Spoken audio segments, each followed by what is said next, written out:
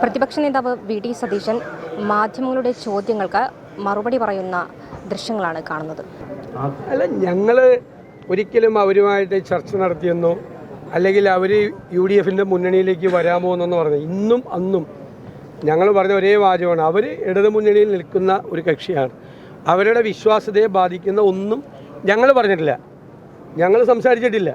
ഇപ്പം എന്തായാലും KM മാണി സാറിന് ഒരു സ്മാരകം പണിയാൻ തിരുവനന്തപുരത്ത് സ്ഥലം അനുവദിച്ചതിനെ ഞാൻ സ്വാഗതം ചെയ്യുന്നു.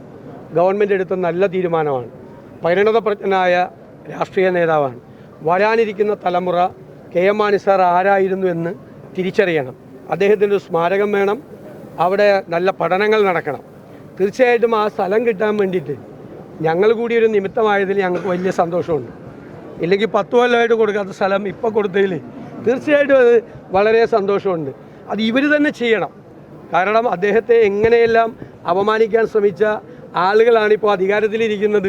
നരകത്തീയിൽ വെന്തു മരിക്കണമെന്ന് മാണി സാർ ജീവിച്ചിരിക്കുമ്പോൾ പ്രസംഗിച്ച ആളുകളാണ് CPM നേതാക്കന്മാർ. അപ്പം നരകത്തീയിൽ വെന്തു മരിക്കേണ്ട ഒരാളെന്ന് ശാപവാക്കുകൾ ചൊരിഞ്ഞ KM മാണി സാറിന് തിരുവനന്തപുരത്ത് സ്മാരകം പണിയാൻ അതേ ആളുകൾ സ്ഥലം അനുവദിച്ചതിലുള്ള സന്തോഷം ഞാൻ പങ്കുവയ്ക്കുന്നു. അതിന് ഞങ്ങളൊരു നിമിത്തമായി എന്നതിൻ്റെ സന്തോഷം കൂടി അതിൻ്റെ അഭിമാനം കൂടി ഞങ്ങൾക്കുണ്ട്. അത് വീണ്ടും അവർ ആവർത്തിച്ചു കഴിഞ്ഞാൽ ഒരാളും ഉണ്ടാവില്ല. ഒരാൾ സ്ത്രീകളെ അപമാനിക്കാൻ പാടില്ല. ഇപ്പോൾ ഐഷ പോറ്റി കോൺഗ്രസ്സിൽ ജോയിൻ ചെയ്തു അല്ലേ? എന്തൊരു സങ്കടമാണ് CPM നേതാക്കന്മാർക്ക്. എത്ര CPM നേതാക്കന്മാർ BJPയിലേക്ക് പോയി. അപ്പോൾ എന്നൊരു വിഷമം, അവർ വീട്ടിലിരിക്കുന്ന അവരെ പോലും അവരെ അപമാനിക്കുന്ന രീതിയിൽ ഈ AKG സോഷ്യൽ മീഡിയ കൺട്രോൾ ചെയ്യുന്നവർ അവരെ എന്നെക്കുറിച്ച് എനിക്കൊരു കുഴപ്പമില്ല. 10 കാർഡ് എല്ലാ ദിവസവും ഇടുന്നുണ്ട് എന്നെക്കുറിച്ച്. എന്തൊക്കെയാണ് പറയുന്നത്? ഈ ലോകം കണ്ട ഏറ്റവും വലിയ കൊള്ളക്കാരനാണ് ഞാനെന്നൊക്കെയാണ് ഇത്. അതൊന്നും എനിക്ക് വിരോധമില്ല. എനിക്ക് നല്ല പബ്ലിസിറ്റിയാണ് നൽകുന്നത്. നെഗറ്റീവ് ആണെങ്കിൽ എനിക്കത് ഗുണമായിട്ടാണ് മാറുന്നത്. അവർ ഏതെല്ലാം കാര്യങ്ങൾ എനിക്കെതിരായിട്ട് നെഗറ്റീവ് ഇനിയും ഇട്ടോ 10-20 ആക്കാൻ പറ്റുമെന്ന് നോക്കണം ഡെയിലി ഇടുന്ന കാർഡ് എന്നാണ് എനിക്ക് അവിടെ ഇരുന്ന് ഇതൊക്കെ നിയന്ത്രിക്കുന്ന ആളുകളോട് എനിക്ക് പറയാനുള്ളത്. ഞാൻ പറഞ്ഞു, അവിടെ ഇരിക്കുന്ന നിയന്ത്രിക്കുന്ന ആളുകളെ നമുക്കറിയാമെന്ന് പറഞ്ഞു. അപ്പോൾ ഒരാൾ അപ്പം തന്നെ രംഗപ്രവേശം ചെയ്തു. അപ്പോൾ കോഴി കെട്ടവൻ തലയിൽ പപ്പുണ്ടെന്ന് തപ്പി നോക്കുമെന്ന് പറഞ്ഞ മാതിരിയാണ്. അത് എന്നെ ഉദ്ദേശിച്ചാണ്, എന്നെ മാത്രം ഉദ്ദേശിച്ചാണെന്ന് പറഞ്ഞുകൊണ്ട് ഒരാൾ രംഗപ്രവേശം ചെയ്ത്. ഇതൊക്കെ നാടകമാണ്. അപ്പോൾ തെരഞ്ഞെടുപ്പിന് മുമ്പ്, അപ്പോൾ തെരഞ്ഞെടുപ്പിന് മുമ്പ് UDFൻ്റെ രാഷ്ട്രീയമായ അടിത്തറ ഞങ്ങൾ വിപുലീകരിച്ചുകൊണ്ടിരിക്കേണ്ടത്. പിന്നെ അത് കേരള കോൺഗ്രസ് ആയിരിക്കും, മറ്റൊരാളായിരിക്കും എന്ന് ഞങ്ങളാരും പറയില്ല.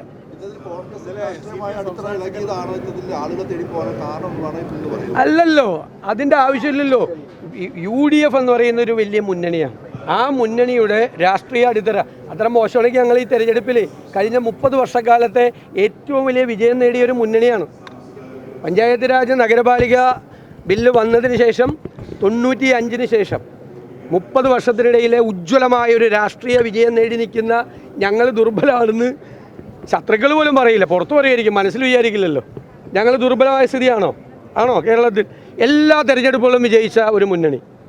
എങ്ങനെ? എത്രയെല്ലാം ഭൂരിപക്ഷത്തിന്? ഇരട്ടി ഭൂരിപക്ഷത്തിന്, 4 ഇരട്ടി ഭൂരിപക്ഷത്തിന്, 5 ഇരട്ടി ഭൂരിപക്ഷത്തിനെല്ലാം വിവിധ ഉപതെരഞ്ഞെടുപ്പുകൾ ജയിച്ചൊരു മുന്നണി. തദ്ദേശ സ്വയംഭരണ സ്ഥാപനങ്ങളിലേക്ക് നടന്ന ഉപതെരഞ്ഞെടുപ്പുകളെല്ലാം വിജയിച്ച ഒരു മുന്നണി.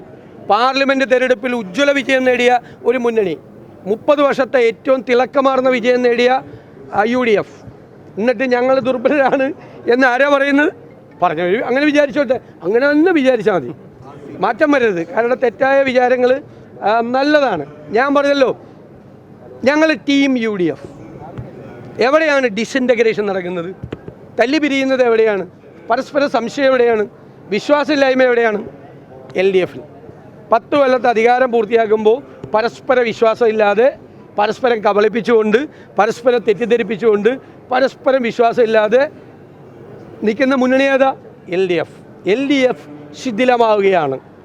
UDF ടീം UDF ആയി നിൽക്കുകയാണ്. ഈ വാക്കാണ് ഞാൻ പറഞ്ഞിട്ടുള്ളത്. ആ വാക്കിന് ഓരോ ദിവസവും അടിവരയിട്ടുള്ളൂ. ഒരു 50 കൊല്ലം മുമ്പിലേക്ക് കൂടി പുറയിലേക്ക് കൂടി പോട്ടെ എന്ന് അന്വേഷിക്കട്ടെ എന്ന്. ഏത് കാര്യം അന്വേഷിച്ചാലും ഇപ്പം സ്വർണ്ണക്കൊള്ള നടത്തിയത് മറയ്ക്കാൻ പറ്റുമോ?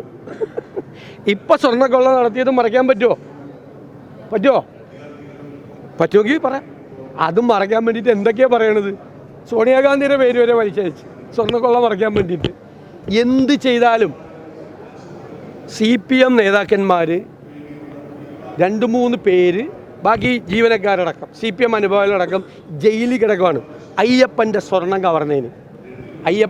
കവർന്നതിന്. അവരെ സംരക്ഷിക്കാൻ വേണ്ടിയിട്ട് ശ്രമിക്കുകയാണ് ഇപ്പോഴും. ഇനിയും പുറത്ത് നിൽക്കുന്നുണ്ട്.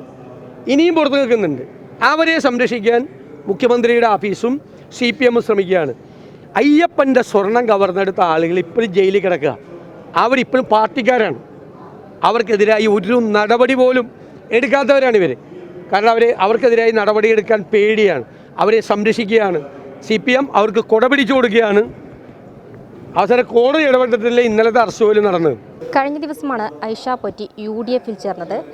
അതിന് പിന്നാലെ വലിയ രീതിയിലുള്ള സൈബർ ആക്രമണം CPM നേതാക്കളിൽ നിന്നടക്കം ഐഷ പോറ്റിക്ക് നേരിടേണ്ട ഒരു അവസ്ഥയാണ് ഉള്ളത്.